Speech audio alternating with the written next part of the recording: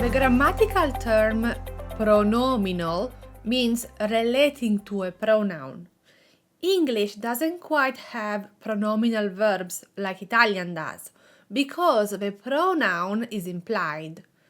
For example, when we say I am getting dressed, io mi vesto in Italian we are using the reflexive pronoun mi. In English, we could say I am getting myself, the me, dressed.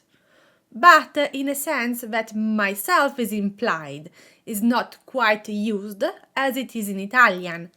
Io mi vesto. Today we are talking about pronominal verbs, specifically idiomatic pronominal verbs. Iniziamo! Ciao and welcome back! Bentornato, bentornata! Sono Margherita, your host and content creator for Italian learners. This is episode 47 and it is part 1 of pronominal verbs. Download your guide at italianmetterci.com/47. First, what do we mean by pronominal verbs? Pronominal verbs have one or two pronouns in their infinitive form. For example, entrarci is a pronominal verb. We have entrare, the final E is dropped, and the pronoun ci is attached to the end. We get entrarci, and this is an idiomatic verb, and the meaning is to have to do with something. We can say, for example, non c'entra niente. It doesn't have anything to do with it. Non c'entra niente. It is an idiomatic pronominal verb because entrare is the infinitive, to enter, and ci is the pronoun. When we put them together, we get a different meaning, so to have to do with something. The meaning of entrare, the original infinitive, changes when the pronoun is added.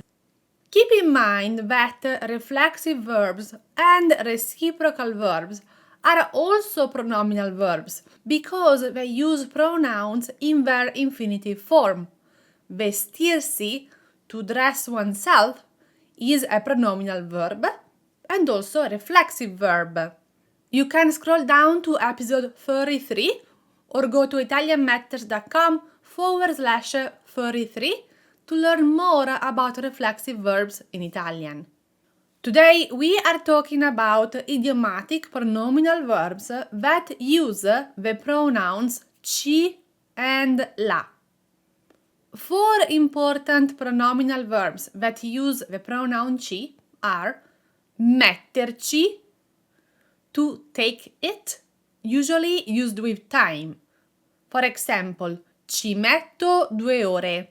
It takes me 2 hours. Rimetterci, to lose out on something. Non ci vuole rimettere. It does not want to lose out. Cascarci, to be duped, to fall for something. Ci sono cascata. I fell for it. Entrarci, to have to do with something.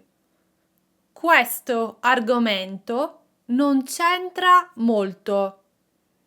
This topic doesn't have much to do with it. So what we notice here is that we are taking the pronoun ci and we are keeping it as it is independently of the subject. It doesn't matter if it is io, noi, loro, lui, lei.